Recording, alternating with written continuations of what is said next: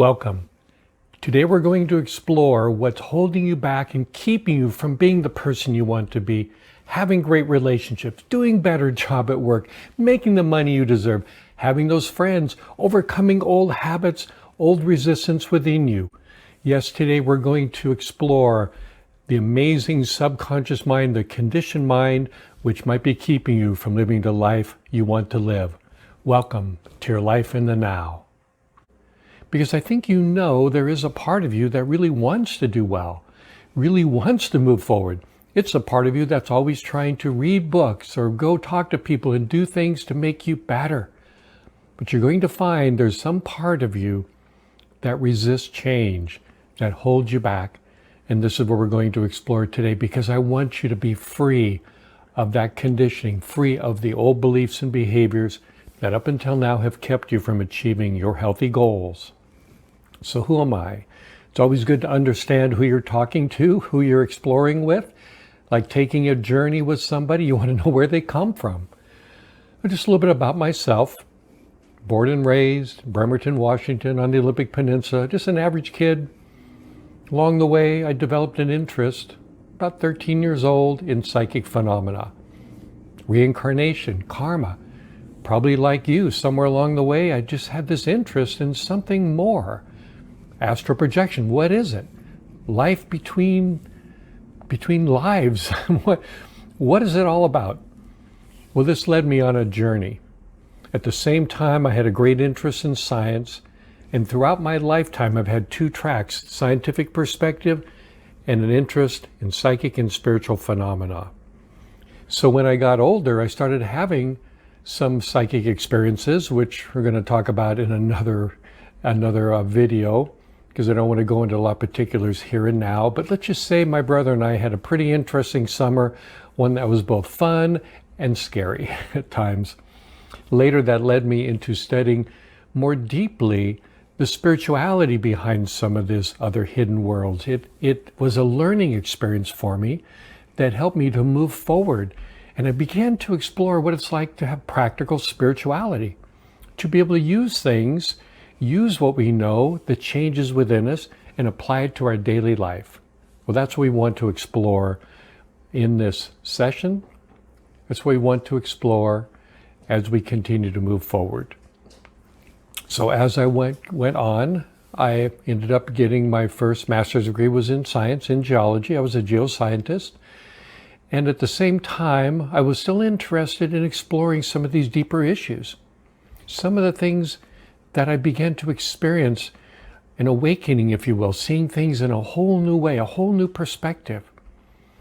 And then that led me eventually to do some inner work, some inner exploration, where I learned how to go deeper and resolve, heal some of the emotional issues that once held me back, some of the things that kept me from exploring the very things we're talking about now. Believe me, I know what's holding you back. I know what you're going through. I did exactly the same thing.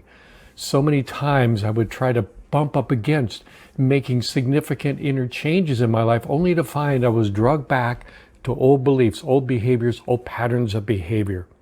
After going through emotional growth, some spiritual techniques, experiences, which I described later on, I began to feel different. My mind was quieter. I was able to explore things in a whole new way. And what I realized was that the subconscious mind, that conditioned mind, is all that's been holding me back. It was me. It was never anybody else. It was never other circumstances. It's within us. That subconscious mind is the amazing repository of everything you've seen, heard, experienced throughout your lifetime. It's a library, an amazing library of all your experiences. This is created the first 16 years of your life. As you're growing up, it's going in. That's why children learn so well. They're very open, very suggestible. Like a sponge, they're absorbing everything, both good and bad. And most of us don't realize there's a lot of negativity that also comes into our subconscious mind during those years. That negativity for those first 16 years when you're developing brain waves up to the analytical mind. Until then, you're a sponge, you're very suggestible, and it causes all the issues for the rest of your life. That's right. I know that's a strange statement. You're going to find out for yourself that it's true. That if you had wonderful, positive experiences, loving parents, a great society and environment, we would never have the issues we have, because that programming within you over those first 16 years, creating your subconscious, also creates what I call the guardian. The subconscious is a library. The guardian is the librarian. It's that part that reinforces all those negative beliefs and the positive ones we develop throughout our lifetime. If you've had wonderful experiences, great. You can do anything. It's only when we find that what we want to do consciously is in conflict somehow with our negative subconscious programming that issues reside, issues come up. It'll sabotage you, distract you, make you go do something else instead. It's fulfilling, the guardian is fulfilling those old beliefs and behaviors, and it affects you, keeps you stuck, creates habit patterns, affects your relationships, how you feel about yourself, what you think, what you do. It's very active. The thoughts you think in your head, the emotions you feel, a lot of times are influenced by that guardian part of us, which is the voice of your subconscious mind, also called the ego. Now, we have to have an ego to survive. You cannot be without an ego. You cannot be without a subconscious mind. It beats your heart, fights infection, digests your food, pumps your blood. Without it, you die. So we're never going to be beyond the ego. We're never going to not have a subconscious mind. The key is to have it be as positive and healthy as possible. When we're going to explore these different issues, these different techniques, I want you to see that, yes, you can make it healthy. But first, we have to understand it. Now, on my website, yourlifeinthenow.com, if you go to it, you'll find a download, a free link for 3 videos that I call the 3 secrets your subconscious mind doesn't want you to know. And there you will learn much more about why the subconscious does what it does, why it thinks how it thinks, and how you can make some changes to overcome it, to resolve it, to help it to heal, so that you can move forward and take back control of your life. Until then, something is always going to stop you, and it's always going to be you. So we talk more about this in future times, but since this is our first video, we're just going to introduce a lot of the different topics and things that are of interest to me, and I hope are interest to you.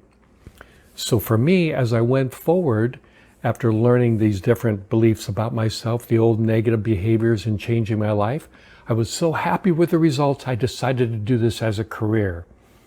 I got certified in hypnotherapy, certified as a life coach, and finally went back to school and got a second master's degree in psychology counseling, and briefly became a therapist. When I moved back home to the Seattle area, I didn't want to continue to pursue doing therapy because I wanted to work specifically on moving forward. Therapy is great at understanding the issue. It's great at being able to put everything in perspective. But I wanted to work with people who could really see significant change in a short time. That's what I offer.